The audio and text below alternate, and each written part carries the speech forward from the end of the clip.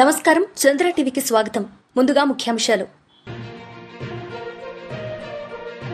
ప్రాథమిక పాఠశాలకు పూర్వ విద్యార్థులు 2 బీరువాలను వితరణ.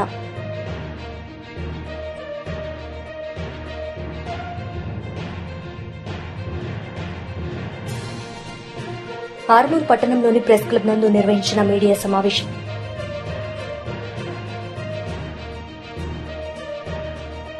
ప్రాథమిక పాఠశాలకు పూర్వ విద్యార్థులు 2 బీరువాలను వితరణ.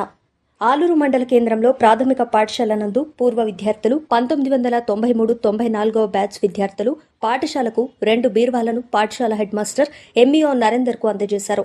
సుమారు 15,000 రూపాయల విలువగల బీరువాలను పాఠశాల ఉపాధ్యాయులకు అందజేశారు. ఈ కార్యక్రమంలో కళ్లెం మోహన్, దుమ్మాజీ, శ్రీనివాస్, సుభాష్, ఎల్లగౌడ్, గంగాధర్, శ్రీను, అశోక్, రమేష్, రాజేందర్, సుదర్శన్, సాయన్న పాల్గొన్నారు.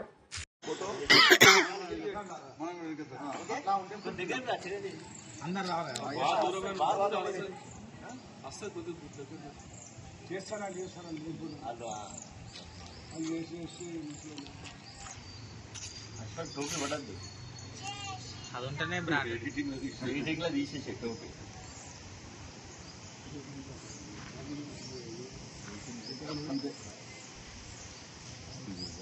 నవనదపురం ప్రెస్ క్లబ్ ఆధ్వర్యంలో నూతనంగా నియామకమైన కమిటీ సభ్యులందరూ గత పాలక వర్గానికి మంగళవారం ఘనంగా సన్మానం చేసి వారి సేవలను కొనియాడారు.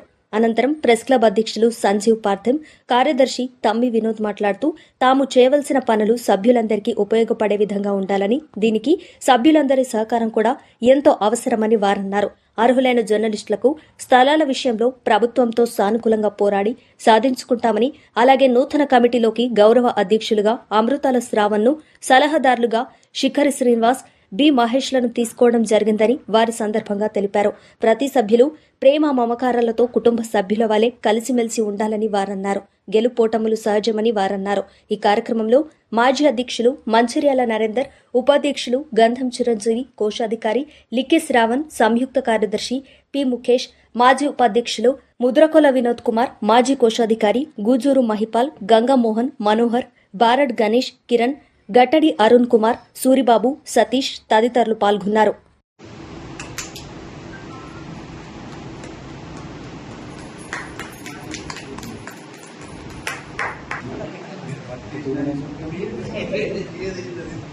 సానా ఇంటి దగ్గర జరు ముఖేష్ అన్న ఇది చూడండి ఒకసారి.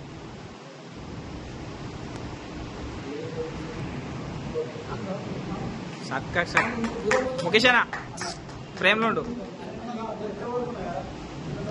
ఒకసారి, అందరు ముంగట జరు.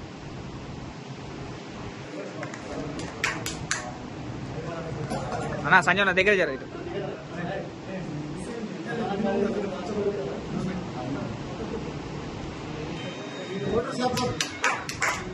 రాజేంద్ర ఫోటో పంపించకుండా నాకు ఫోన్ చేస్తాడు మళ్ళా.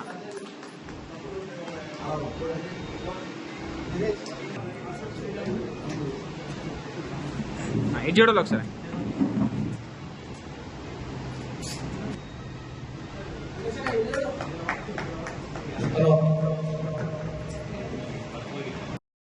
ఈ రోజు సాలూరా మండలంలోని మందర్న గ్రామంలో భూభారతి చట్టం 2025 రెవెన్యూ సదస్సు నిర్వహించడం జరిగింది.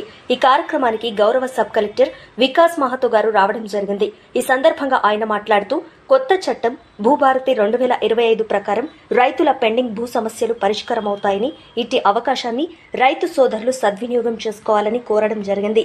ఈ సందర్భంగా మందర్న గ్రామ నాయకులు, రైతులు, సబ్ కలెక్టర్ మరియు తహసీల్దార్ గారులను ఘనంగా సన్మానించడం జరిగింది.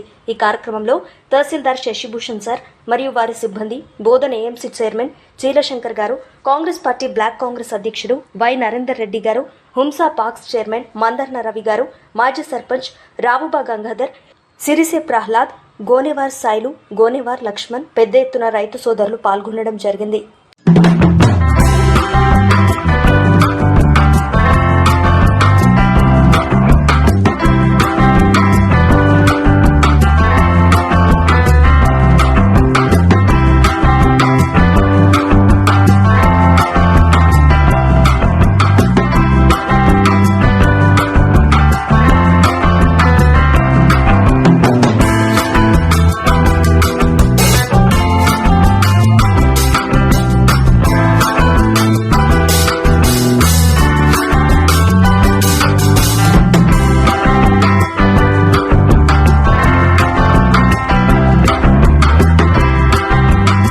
ఆర్మూర్ పట్టణంలోని ప్రెస్ క్లబ్ నందు నిర్వహించిన మీడియా సమావేశంలో డాక్టర్ సిద్దయ్య కార్యదర్శి మాట్లాడుతూ ఆర్మూర్ ప్రాంతంలోని దివ్యాంగులు ఈ యొక్క అవకాశాన్ని వినియోగించుకోవాలని స్నేహ సొసైటీ ఆధ్వర్యంలో ఈ కార్యక్రమాన్ని నిర్వహిస్తున్నామని పిలుపునిచ్చారు.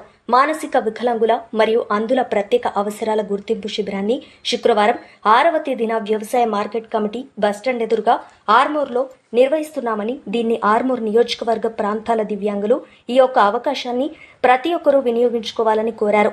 18 సంవత్సరాలలోపు మానసిక వికలాంగులు, అంధత్వం ఉన్న పిల్లలు మాత్రం హాజరు కావాలని అన్నారు. బుద్ధి వికాసం చెందిన మానసిక వికలాంగులు చదువులో వెనుకబడి ఉండటం, చదివిన వెంటనే మర్చిపోవడం, జ్ఞాపక శక్తి తక్కువగా ఉండటం, అడిగిన ప్రశ్నలకు వెంటనే సమాధానం చెప్పకపోవడం, డౌన్ సిండ్రోమ్, ఆటిజం, ADHDతో బాధపడుతున్న వారు హాజరు కావాలని అన్నారు. ఈ కార్యక్రమంలో బ్లైండ్ టీచర్ పరమేశ్వరి, శారద, సౌందర్య, పద్మ, రవి, మౌనిక, వీణ ఉన్నారు. నమస్కారం. స్నేహ సొసైటీ ఫర్ రూరల్ రీకన్స్ట్రక్షన్ అనేది స్వచ్ఛంద సేవా సంస్థ నిజామాబాద్ జిల్లాలో గత 32 సంవత్సరాలుగా దివ్యాంగుల సంక్షేమం కోసం పనిచేస్తుంది. మరి ఈ రోజు ఇక్కడ పత్రికా సమావేశం ఏర్పడడానికి ప్రధాన కారణం ఆర్మూర్ డివిజన్లో దివ్యాంగుల బడిబాట కార్యక్రమాన్ని నిర్వహించాలనే ఉద్దేశంతో స్నేహ సొసైటీ ఆధ్వర్యంలో ఈ కార్యక్రమాన్ని నిర్వహించడం జరుగుతుంది. మరి మీ అందరికీ తెలుసు, నిజామాబాద్ జిల్లాలో 32 సంవత్సరాలుగా దివ్యాంగుల కోసం ఎన్నో కార్యక్రమాలు చేపట్టారు. ఆర్మూర్ పట్టణంలో కూడా మరి ఎంపవర్మెంట్ ఆఫ్ అర్బన్ డిజేబుల్డ్ అనే కార్యక్రమాన్ని చేపట్టి దాదాపుగా 150 గ్రూపుల్ని ఏర్పాటు చేసి మరి ఆ 150 వికలాంగుల గ్రూపులు కూడా మరి నేడు బ్యాంకు లోన్స్ తీసుకొని మరి స్వయం సమృద్ధి సాధించింది. మరి అదే కాకుండా మరి చాలా మంది పిల్లలు 0 to 18 years ఉన్న దివ్యాంగులు చాలా మంది స్కూల్ బయట ఉన్నారు. మరి నార్మల్ స్కూల్స్ లో ప్రతి గవర్నమెంట్ పాఠశాలలో బడిబాట కార్యక్రమాలు నడుస్తున్నాయి. మరి దివ్యాంగుల కోసం కూడా బడిబాట కార్యక్రమాలు నిర్వహించాలనే ఉద్దేశంతో మరి దివ్యాంగుల కోసం కూడా బడిబాట కార్యక్రమం పెట్టి మరి ఈ డివిజన్ లో ఉన్న ప్రతి గ్రామాన్ని టచ్ చేయాలనుకున్నాం. ఎవరైతే 0 to 18 years ఉన్నారో ఆ పిల్లలందరూ కూడా వాళ్ళ అవసరాలు ఏంటిది అనేది మేము తెలుసుకోవాలనుకుంటున్నాం. ముఖ్యంగా చాలా మంది స్కూల్ బయట పిల్లలు వీళ్ళంతా మరి రీసెంట్ గా యూనిసెఫ్ కూడా ఒక రిపోర్ట్ ని ప్రచురించడం జరిగింది. ఆ రిపోర్ట్ లో దాదాపుగా 0 to 7 years ఉన్న పిల్లల్లో 90% మంది వికలాంగులు బడిబెట్టనే ఉన్నారనే రిపోర్ట్ ఇవ్వడం జరిగింది. మరి వీళ్ళందరూ కూడా 6 సంవత్సరాలు దాటాలంటే మరి ప్రతి ఒక్కరు బడిలో ఉండాలి. వాళ్ళు వికలాంగులైనా సకలాంగులైనా బడిలోనే ఉండాలి. సో కానీ చాలా మంది పడడానికి ప్రధాన కారణం ఏంటంటే వికలాంగుల పట్ల ఒక చిన్న చూపు ఉంది. మానసిక వికలాంగులు ఏం చదువుకుంటాడు, బ్లైండ్ పిల్లలు ఏం చదువుకుంటారు అనే ఒక చిన్న చూపుతోటి మరి తల్లిదండ్రులు కూడా వాళ్ళు సమాజంలో బయటకు తీసుకురావడం లేదు. మరి చాలా మంది తల్లిదండ్రులు అయితే ఇంట్లో పిల్లలు పెట్టుకుని కూడా మా దగ్గర పిల్లలు లేరు అంటున్నారు. పెన్షన్స్ కి వస్తున్నారు, ఏదైనా సోషల్ సెక్యూరిటీ బెనిఫిట్స్ కి వస్తున్నారు, కానీ చదువు అనే విషయంలో వెనుకబడుతున్నారు. ఎందుకంటే వీళ్ళు ఏం చదువుకుంటారు లేదు. కానీ ఎవరైతే దివ్యాంగులు ఉన్నారో మరి మా దగ్గర 10th క్లాస్ వరకు బ్లైండ్ పిల్లలకి స్కూల్ ఉంది. ఇప్పటి వరకు 75 మంది అంధ విద్యార్థులు మా స్కూల్లో 10th క్లాస్ పాస్ అయ్యారు. వాళ్ళలో 28 మంది నేడు ప్రభుత్వ ఉద్యోగాలు చేస్తున్నారు మా దగ్గర 10th పాస్ అయిన తర్వాత. బ్రెయిల్ లిపిలో మేము ప్రత్యేక విధి ఇవ్వడం జరుగుతుంది.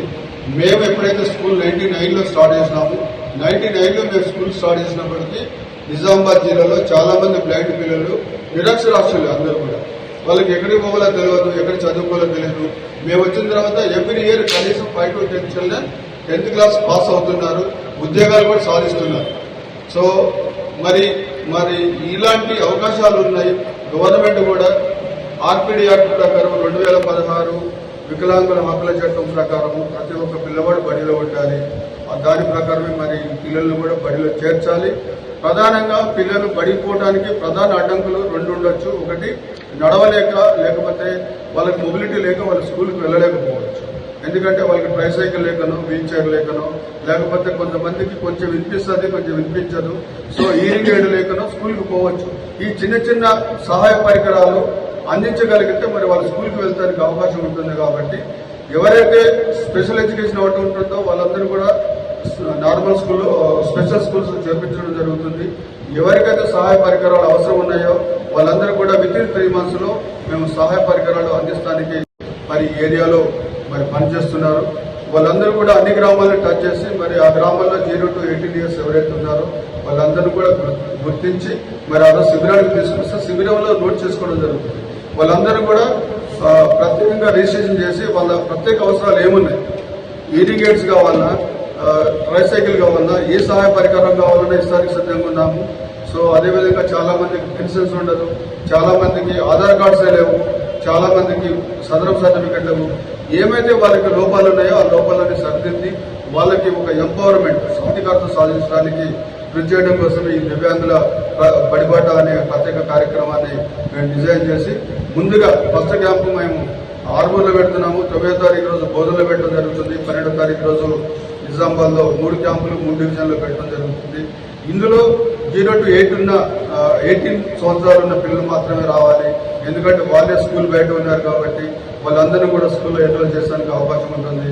వాళ్ళకి అవసరమైన సహాయ పరికరాలు అందించడానికి కూడా అవసరం ఉంటుంది. కాబట్టి మరి నేను ఈ సందర్భంగా పత్రికా విలేకరులని కోరేది ఏంటంటే మీ పత్రికల ద్వారా విస్తృత ప్రచారాన్ని కల్పించి మరి ఎవరైతే చాలా మంది దివ్యాంగులు ఇంకా బడుల్లో చేరలేదు, లేకపోతే వాళ్ళకి ఇంకా ఏవైతే స్కీమ్స్ ఉన్నాయో దివ్యాంగుల కోసం వాటి మీద అవగాహన లేదు, వాటి మీద మీ ద్వారా అవగాహన కల్పించాలని మా దగ్గరకు వస్తే మేము తప్పకుండా 1-to-1 రేషియోలో మేము వాళ్ళకి అవగాహన కల్పిస్తానికి కూడా అవకాశం ఉంటుంది. కాబట్టి ఈ కార్యక్రమం మీ ద్వారా మరి ప్రజలకు తీసుకెళ్లాలని కోరుతున్నాను.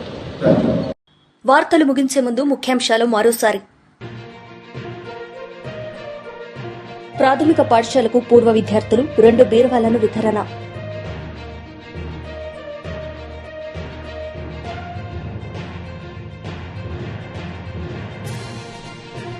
ఆర్మూర్ పట్టణంలోని ప్రెస్ క్లబ్ నందు నిర్వహించిన మీడియా సమావేశం.